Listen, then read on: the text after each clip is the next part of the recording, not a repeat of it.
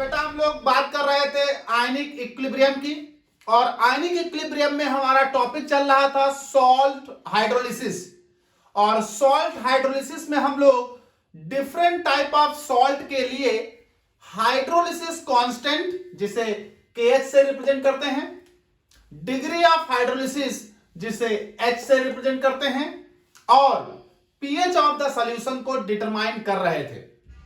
Part 6 में मैंने salt of weak acid and strong base के लिए KH, H और pH डिटरमाइन कर दिया है, और पार्ट 6 के नाम से वो अपलोड हो गया है। हम लोग इस वीडियो में यानी पार्ट 7 में बात करने वाले हैं salt of strong acid weak base के लिए क्या KH, H और pH निकालना।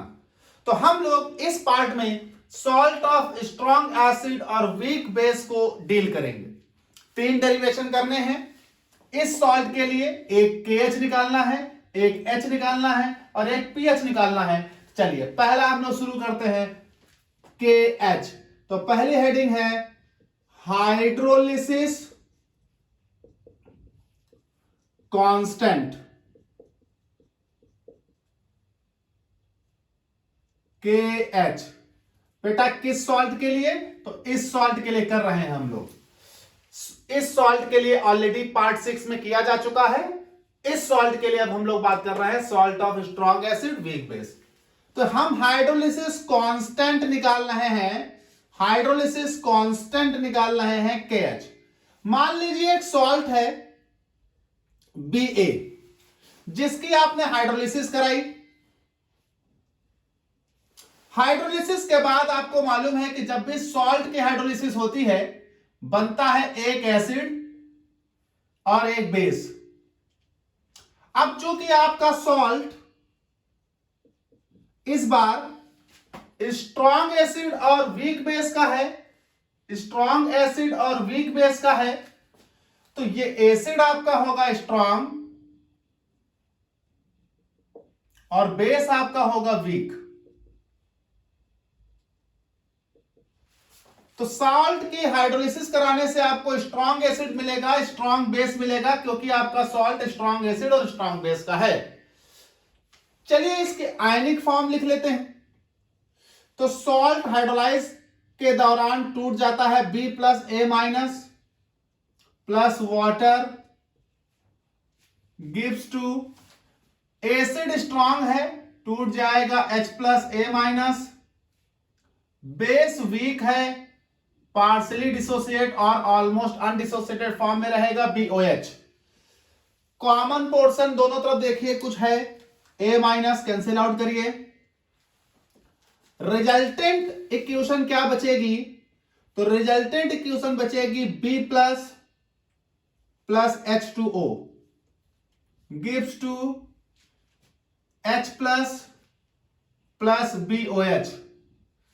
अब अगर इसे गौर करिए तो यहां पर वाटर कैटायन से रिएक्शन कर रहा है, तो इस तरह की हाइड्रोलिसिस को हम कैटायनिक हाइड्रोलिसिस भी कह सकते हैं, कैटायनिक हाइड्रोलिसिस। चलिए हम लोग इस पर law of chemical equilibrium apply कर देते हैं, और लॉ ऑफ केमिकल इक्विलिब्रियम से हम लोग हाइड्रोलिसिस कांस्टेंट डिराइव करते हैं।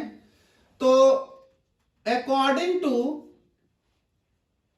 लॉ ऑफ केमिकल इक्विलिब्रियम,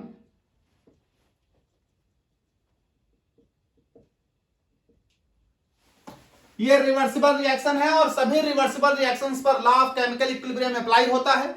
तो इस रिवर्सिबल इक्विलिब्रियम पर भी law of chemical equilibrium apply होगा, और लॉ ऑफ केमिकल इक्विलिब्रियम हमें निकाल कर देता है डिसोसिएशन कांस्टेंट। आप बोल लीजिए तो इक्विलिब्रियम कांस्टेंट। तो इसके लिए इक्विलिब्रियम कांस्टेंट क्या होगा? K equals to concentration of products होता है अपॉन कंसंट्रेशन ऑफ रिएक्टेंट्स होता है।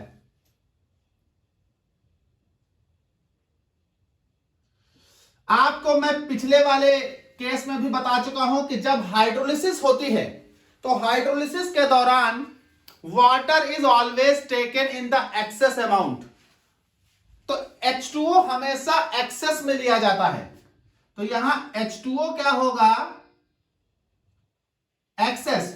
और जब H2O एक्सेस है तो इसकी कंसंट्रेशन स्टिल रिमेन्स कांस्टेंट, तो इसे आप कांस्टेंट के साथ भेज दीजिए, दो कांस्टेंट एक साथ लिख देंगे। नाउ दिस इज इस फॉर्म में आ जाएगा अपॉन बी प्लस। अब आप जरा गौर करिए कि इस केस में जो ये दो कांस्टेंट लिखे हैं इन्हें हम कंबाइन करके एक कांस्टेंट कर देते हैं जिसको हम बोलते हैं के एच, उसी को आप बोलते हो हाइड्रोलिसिस कांस्टेंट।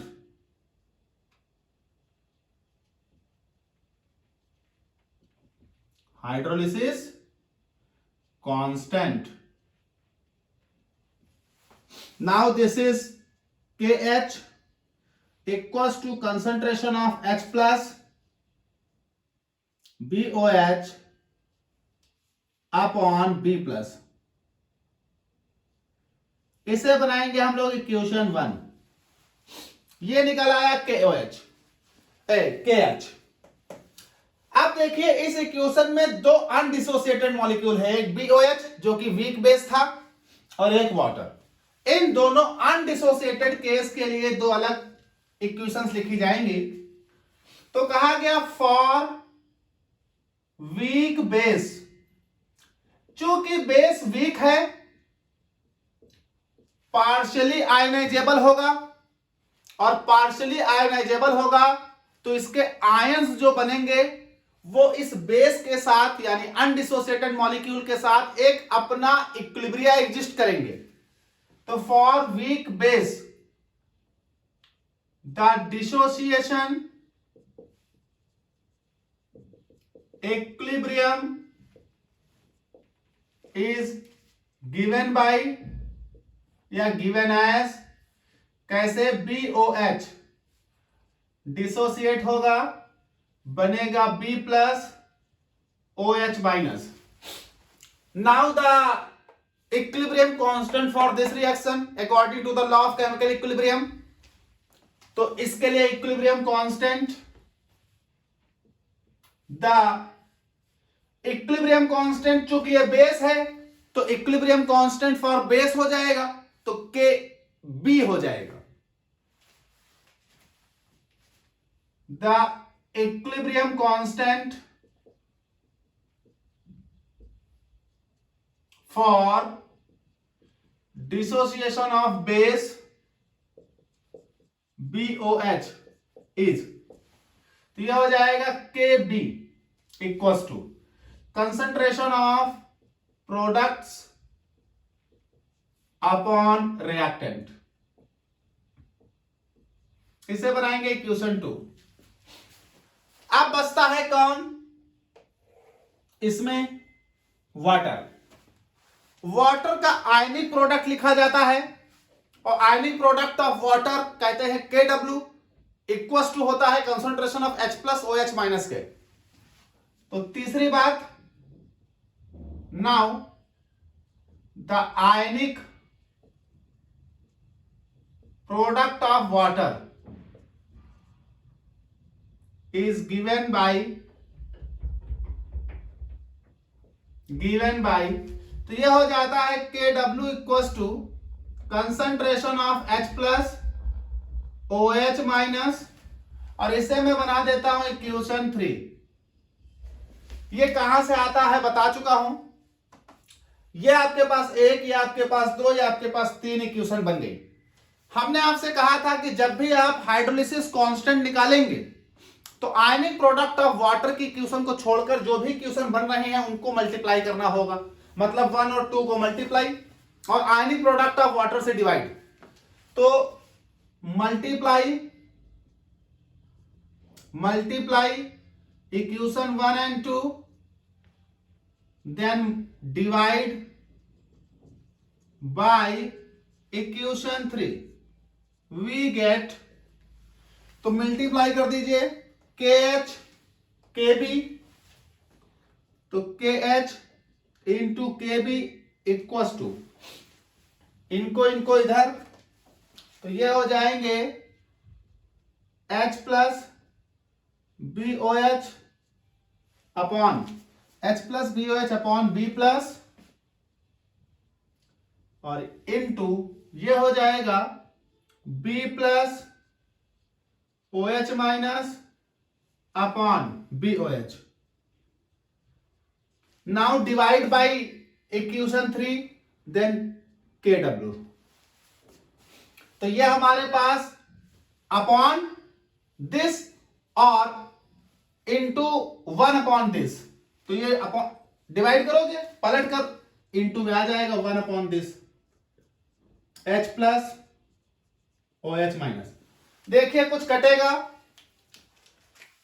H प्लस से कटेगा H प्लस, BOH से कटेगा BOH, B प्लस से कटेगा B प्लस, OH माइनस से कटेगा OH माइनस. नाउ सब कुछ कैंसिल हो गया, सिर्फ 1 बचा. तो ये मेरे पास आ जाएगा KH into KB upon KW equal to 1. Now ये मेरे पास आ जाएगा यहां से KH इक्वल टू KH, पलट दीजिए इसे उधर, तो यह हो जाएगा KW upon KB. This is hydrolysis constant. Hydrolysis constant किस सॉल्ट के लिए? इस सॉल्ट के लिए, salt of strong acid weak base. तो यह हमारे पास हाइड्रोलिसिस कांस्टेंट डिराइव हो जाता है salt of strong acid weak base के लिए. तो स्ट्रॉन्ग एसिड वीक बेस के लिए हमारे पास हाइड्रोलिसिस कांस्टेंट आपके सामने है. अब हम डिराइव करते हैं इसी सॉल्ट के लिए degree of hydrolysis H. Degree of hydrolysis H. तो हम इक्वेशन यही रखते हैं क्योंकि सॉल्ट तो मेरे पास कॉमन है. डिग्री ऑफ हाइड्रोलिसिस, तो हम इस हेडिंग को यहां पर मिटाकर कर देते हैं दूसरा. ये हो जाता है मेरे पास degree of hydrolysis. Degree of hydrolysis. Now we derive H. तो इक्वेशन यही रहेगी, डेरिवेशन मिटा देता हूं मैं. तो अब हम डिग्री ऑफ हाइड्रोलिसिस डिराइव करेंगे इसी के लिए, इसी सॉल्ट के लिए. कौन सा salt? Salt of strong acid weak base के लिए.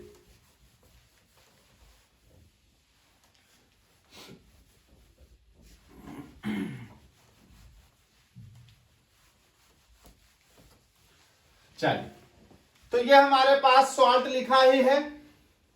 डिग्री ऑफ हाइड्रोलिसिस निकालनी है. डिग्री ऑफ हाइड्रोलिसिस मतलब कितना सॉल्ट हाइड्रोलाइज कर गया. तो कितना सॉल्ट हाइड्रोलाइज कर गया, इसका मतलब हमें मालूम होना चाहिए कितना सॉल्ट लिया था. तो हमने मान लिया कि एट इनिशियली हमने ये सॉल्ट लिया था C मोल पर लीटर.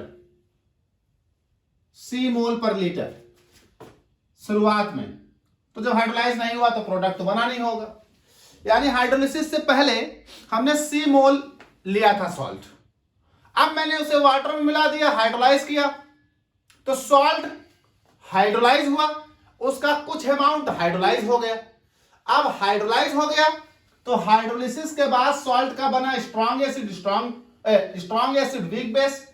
अब ये दोनों कंबाइन करेंगे और रिटर्न बैक करेंगे सॉल्ट को, तो इक्विलिब्रियम एग्जिस्ट करेगा. अब मैं ये जानना चाहता हूं कि इक्विलिब्रियम पर इस सॉल्ट का अमाउंट कितना है. तो सिंपल भाषा में लिखें एट इक्विलिब्रियम. इक्विलिब्रियम पर कितना है, तो बेटा शुरुआत में हमने C लिया था, अब कुछ हिस्सा उसका हाइड्रोलाइज कर चुका है. अगर हम ये जान लें कि कितना हाइड्रोलाइज कर चुका है, तो उस हाइड्रोलाइज वाले अमाउंट को इनिशियली अमाउंट से घटा दिया जाएगा और हमें प्राप्त हो जाएगा कितना बचा है. तो C से कुछ घटाना पड़ेगा, माइनस कितना घटाना पड़ेगा, बस यही आपके लिए एक समस्या है. देखिए, मैंने आपको 100 रुपए लेकर मार्केट में भेजा सामान खरीदने के लिए. आप 100 रुपए लेकर गए मार्केट में, आपने 20 रुपए का सामान खरीद लिया. तो हमने कहा कितने बचे, तो आप कहोगे 100 माइनस 20, तो 80 बचे. तो बेटा आपको C मोल दिया गया था शुरुआत में, कुछ हिस्सा उसका देखिए हाइड्रोलाइज कर चुका है। जब कुछ हिस्सा हाइड्रोलाइज कर चुका है तो उतना इस इनिशियल से घटेगा। अब कितना घटाना है, तो जितना इनकी वैल्यू होगी। अब इनकी वैल्यू क्या है, कैसे पता चलेगी, तो यहां देखो आपको hydrolysis constant H equals to पढ़ाया गया है सॉल्ट हाइड्रोलाइज्ड, कितना मोल्स हाइड्रोलाइज कर गया अपॉन टोटल सॉल्ट टेकन। तो टोटल सॉल्ट टेकन तुम्हारा क्या है, सी। इनिशियली आपने कितना लिया था, सी।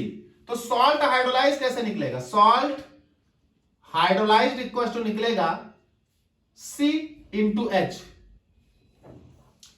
आपने टोटल सॉल्ट लिया सी, आपने एच डिग्री ऑफ हाइड्रोलिसिस मानी, सॉल्ट हाइड्रोलाइज कितना हुआ, तो salt hydrolyse equal to C into H. इसका मतलब इतना सॉल्ट हाइड्रोलाइज कर गया, और अगर इतना सॉल्ट हाइड्रोलाइज कर गया तो इतना सॉल्ट यहां से घटा दो।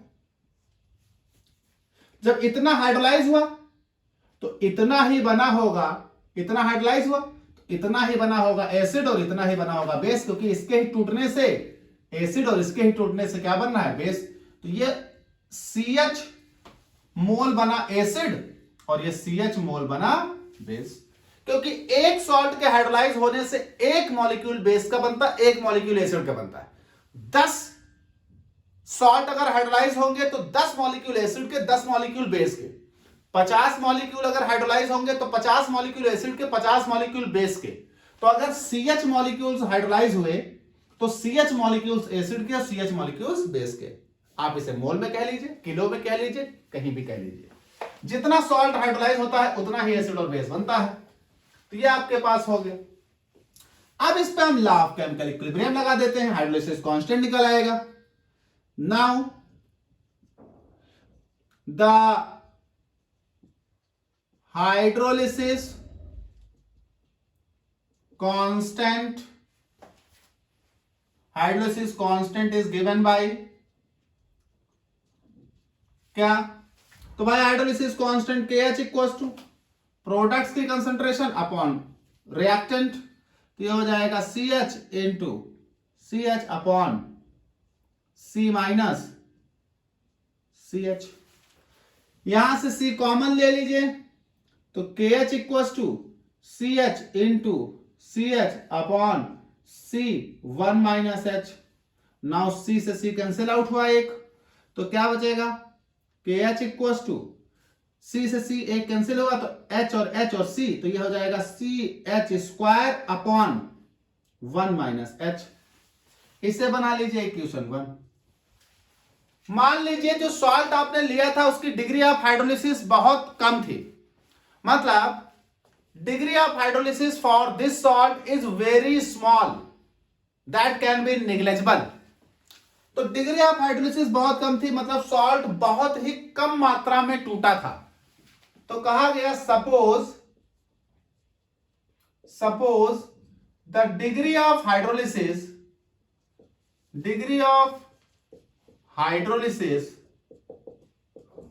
H for the given salt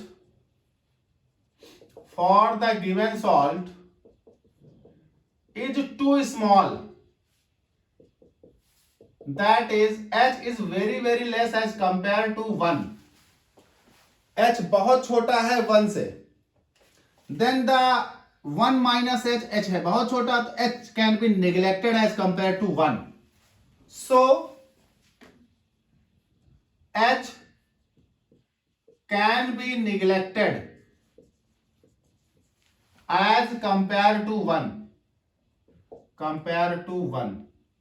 and hence equation 1 becomes, तो इक्वेशन 1 में आपने H को निगलेक्ट कर दिया 1 के कंपैरिजन में, तो 1 minus H can be neglected, बचेगा 1। तो KH equal to CH square upon 1, मतलब KH equal to CH square, तो यह हो जाएगा KH equal to CH square. तो बेटा H स्क्वायर इक्वल टू हो जाएगा KH अपॉन C। तो बेटा H इक्वल टू हो जाएगा रूट के एच अपॉन सी। ये हमारे पास आ गया हाइड्रोलिसिस कांस्टेंट इस सॉल्ट के लिए। अच्छा, के एच की आपको वैल्यू पता है, तो अगर आप चाहें तो के एच की वैल्यू रख दीजिए, तो इसका एक दूसरा फॉर्म बन जाएगा। ये हो जाएगा K H equal to K W upon K B निकला था, तो अगर यहां रख दें तो H equal to root K H की वैल्यू हो जाएगी K W upon K B into C. तो ये मेरे पास आ गया hydrolysis constant for the given salt. कौन सा salt? Salt of strong acid weak base. तो salt of strong acid weak base के लिए ये दूसरा वाला डेरिवेशन हो गया, जिसमें हमने निकाल लिया क्या? H। तो अब तक हम salt of strong acid weak base के लिए KH फाइंड आउट कर चुके, H फाइंड आउट कर चुके। अब तीसरी हेडिंग हम क्या निकालें? pH of the solution. तो ये हो गया H। अब हम निकालेंगे pH ऑफ सॉल्यूशन, तो हम इसे मिटाकर तीसरी हेडिंग लिख देते हैं। इक्वेशन अभी भी वही रहेंगी क्योंकि सॉल्ट वही है, तो हमारा ये तीसरा केस हो गया pH of solution. Now equations वही रहेंगी, तो इक्विलिब्रियम कांस्टेंट की सब वैल्यू भी वही रहेंगी, सिर्फ और सिर्फ डेरिवेशन डिराइव कर देंगे। तो इस वाले को मिटा देते हैं, निकाल देते हैं pH इसी सॉल्ट के लिए। तो हर सॉल्ट के लिए आप देख रहे हो 3 डेरिवेशन कर रहे हैं हम लोग। एक KH निकाल रहे हैं, डिग्री ऑफ हाइड्रोलिसिस, और दूसरा pH। तो हमने KH निकाल लिया, H निकाल लिया, नाउ pH की बारी है। pH निकालने के लिए हमने आपसे बताया है कि जो इक्वेशन दी है उसमें H प्लस की कंसंट्रेशन को आप पता करें। अगर H प्लस की कंसंट्रेशन मिल जाए वेरी गुड, ना मिले तो OH माइनस की कंसंट्रेशन पता करें, OH माइनस की कंसंट्रेशन पता करें, उससे निकाल लेंगे। तो इस वाले में तो मुझे सीधे सीधे देखिए H प्लस ही मिल रहा है, CH। तो from above equation H plus की कंसंट्रेशन कितनी है? CH। तो जब H प्लस की कंसंट्रेशन CH है तो कोई प्रॉब्लम ही नहीं है, सीधे सीधे मुझे H प्लस ही मिल गया। चलिए, तो H प्लस की कंसंट्रेशन हो गई CH, इसे बना दीजिए इक्वेशन 1। अभी हमने आपको H डिराइव कराया है, तो वी नो दैट क्या H equals to root K W upon K B into C derive कराया था इक्वेशन 2। तो बेटा ये वैल्यू H की यहां रख देनी है। तो from equation 1 and 2 we get, तो रख दीजिए यहां वैल्यू। तो बेटा ये बन जाएगा H प्लस इक्वल्स टू, ये वैल्यू जब आप यहां रखेंगे तो ये बनेगा C, और इनटू ये हो जाएगा root K W upon K B into सी। सी को अंदर ले जाओ तो सी का स्क्वायर होगा, तो H plus equals to root C का square into K W upon K B into C. एक सी से एक सी कट जाएगा, तो ये बचेगा H plus equals to root, now ये बचेगा के डब्ल्यू इंटू सी अपॉन के बी, इक्वेशन 3। अब हम इसमें लॉग ले दोनों साइड। लॉग इसलिए क्योंकि जब तक लॉग नहीं लोगे pH बनेगा नहीं, क्योंकि pH इक्वल टू होता है माइनस लॉग H प्लस की कंसंट्रेशन, और यहां सिर्फ H प्लस की कंसंट्रेशन लिखी है, तो दोनों तरफ लॉग ले लीजिए। तो taking log on both side of equation 3 we get, तो लॉग लेने पर यह हो जाएगा log base 10 and so on. आप ई भी ले लें, कोई दिक्कत नहीं, लॉग बेस 10 ले रहा हूं मैं। तो log H plus equals to ये हो जाएगा लॉग, ये हो जाएगा रूट के डब्ल्यू इंटू सी अपॉन के बी, रूट जब भी हटाते हैं तो हाफ आता है, तो log h plus equal to log ये आ जाएगा KW into C upon KB the power half. यहां फॉर्मूला लग जाएगा log m the power n का। तो फॉर्मूला क्या होता था, ये फॉर्मूला होता था log m the power n equal to होता था n log m। तो log m the power n, तो n log m पावर आगे आ जाएगी। ये हो जाएगा log h plus equal to 1/2 log KW into C upon KB। अब एक बात समझिएगा, log m अपॉन n लिखा है, ये इतना मान लो m n, तो यहां फॉर्मूला लगेगा log m अपॉन n। तो यह हो जाएगा log m upon n equal to होता है log m minus log n। तो यह फॉर्मूला हो जाएगा log m अपॉन n। तो क्या आ जाएगा, इधर मैं रफ कर देता हूं,